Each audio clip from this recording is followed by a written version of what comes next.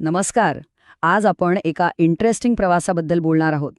BRS software हे नाव ऐकलं की डोळ्यासमोर येते एक मजबूत ऑफलाईन सिस्टम. पण आजच्या कनेक्टेड जगात त्यांचं काय? ते कसं जुळवून घेत आहेत? चला, हाच प्रवास आज आपण उलगडूया. एक प्रश्न आहे. कधी विचार केलाय का की आपला व्यवसाय तर मोठा होतो, वाढतो, पण आपलं सॉफ्टवेअर ते आपल्यासोबत तितक्याच वेगाने वाढतंय का? अनेकदा काय होतं, सुरुवातीला जे सॉफ्टवेअर अगदी परफेक्ट वाटतं ना, तेच व्यवसायाच्या वाढीसोबत एक अडचण बनायला लागतं. हा अनुभव खूप जणांना येतो, नाही का? तर BRSची गोष्ट नेमकी सुरू कुठून होते? ती सुरू होते एका भक्कम पायापासून. BRS सॉफ्टवेअरचं नाव घेतलं की एकेकाळी डोळ्यासमोर एकच शब्द यायचा, विश्वासार्हता.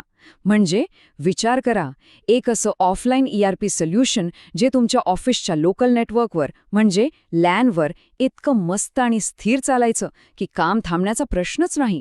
स्पीड, परफॉर्मन्स सगळे एकदम टॉप नॉच. आता हा प्रवास बघा.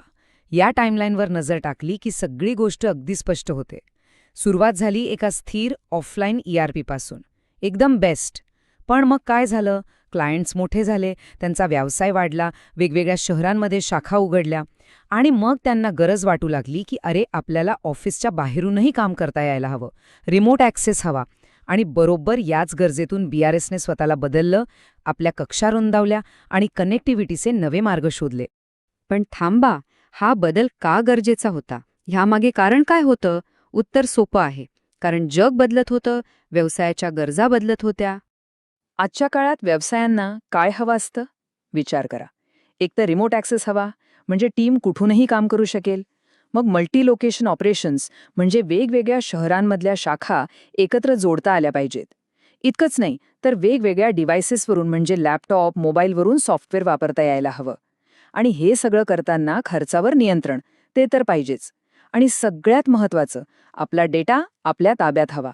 बापरे, ही तर फार मोठी लिस्ट आहे, नाही का? तर ह्या सगळ्या आव्हानांना, या सगळ्या गरजांना BRSने कसं उत्तर दिलं? त्यांनी एक नाही, दोन नाही, तर तब्बल 3 वेगवेगळे मार्ग समोर ठेवले. पण हे मार्ग देण्यामागे त्यांची एक फिलॉसॉफी होती, एक महत्त्वाचं तत्त्व होतं, आणि ते म्हणजे फ्लेक्सिबल कनेक्टिव्हिटी. आता याचा अर्थ काय? खूप सोपा आहे. तंत्रज्ञानाने ग्राहकांसाठी वागलं पाहिजे, ग्राहकांनी तंत्रज्ञानासाठी नाही. कारण बघा ना, प्रत्येकाचं बजेट वेगळं, कामाची पद्धत वेगळी, कम्प्युटर सिस्टीम वेगळी, मग उपाय पण त्यांच्या गरजेनुसारच असायला हवा, बरोबर? ठीक आहे. मग आता पुढचा प्रश्न. हे जे 3 पर्याय आहेत, त्यातला आपल्या व्यवसायासाठी परफेक्ट कोणता? चला, तेच समजून घेऊया. चला, हे 3 पर्याय जरा सोप्या भाषेत समजून घेऊ. पहिला आहे SQL सर्व्हर होस्टिंग. यात मिळतं पूर्ण स्वातंत्र्य, म्हणजे होस्टिंग प्रोव्हायडर आपण निवडा, सगळा ताबा आपला. दुसरा पर्याय VPS. याला आपण एक असं व्हर्च्युअल ऑफिस समजू शकता, जे 24 तास चालू असतं, सगळं काम एकाच जागेवरून.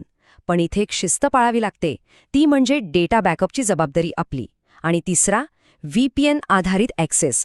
हा आहे सगळ्यात खिशाला परवडणारा पर्याय, कारण यात आपण आपलंच सध्याचा हार्डवेअर वापरतो. आता हा जो VPNचा पर्याय आहे ना, त्यात एक गंमत आहे. तो खर्चात एकदम भारी आहे, कारण नवीन काहीच विकत घ्यायची गरज नाही. पण इथे एक पण आहे. आपला जो मुख्य कम्प्युटर किंवा सर्व्हर आहे, तो मात्र चालू असावा लागतो. जर तो बंद केला तर बाहेरून ॲक्सेस करणंही बंद. म्हणजे सोप्या भाषेत हा कमी खर्च आणि सोय यांच्यातला एक प्रॅक्टिकल ट्रेड ऑफ आहे. आणि हो, एक छोटी पण महत्त्वाची गोष्ट. यापैकी कोणताही रिमोट किंवा मल्टी युजर पर्याय वापरायचा असेल, तर त्यासाठी मल्टी युजर लायसन्स असणं आवश्यक आहे. ही गोष्ट लक्षात ठेवायला हवी. पण हे सगळं करण्याची, म्हणजे इतके पर्याय देण्याची, ही लवचिकता दाखवण्याची प्रेरणा BRSला मिळते कुठून? यामागे एक खूप साधा पण तितकाच प्रभावी विचार आहे. त्यांच्या टीममध्ये कोणताही निर्णय घेण्याआधी एक प्रश्न हमखास विचारला जातो. आणि तो प्रश्न म्हणजे, जर आपण स्वतः ग्राहक असतो तर आपण काय निवडलं असतं? आणि खरं सांगायचं तर त्यांच्या कामाचं सगळं रहस्य ह्याच एका प्रश्नात दडलेलं आहे. आणि याच प्रश्नाच्या उत्तरातून त्यांची ही मार्गदर्शक तत्त्व जन्माला आली आहेत. पहिलं म्हणजे क्षमतेशी तडजोड न करता ग्राहकांच्या खिशाला परवडेल असं काहीतरी द्यायचं. दुसरं, ग्राहकांना पर्याय द्यायचे, त्यांच्यावर कोणतंही अपग्रेड लादायचं नाही. तिसरं, वास्तवाचं भान ठेवून जबाबदारीने इनोव्हेशन करायचं. आणि चौथं, ते म्हणजे ग्राहकांच्या पुढे पळायचं नाही, तर त्यांच्यासोबत त्यांच्या वेगाने वाढायचं. ह्या सगळ्यावरून एक गोष्ट स्पष्ट होते. खरी इनोव्हेशन म्हणजे काहीतरी अवघड, गुंतागुंतीचं बनवणं अजिबात नाही. खरी इनोव्हेशन म्हणजे शक्तिशाली तंत्रज्ञानाला इतकं सोपं, इतकं व्यावहारिक आणि इतकं टिकाऊ बनवणं की ते खरंच प्रत्येकाच्या उपयोगी पडेल. तर मग जाता जाता एक विचार नक्की करायला हवा.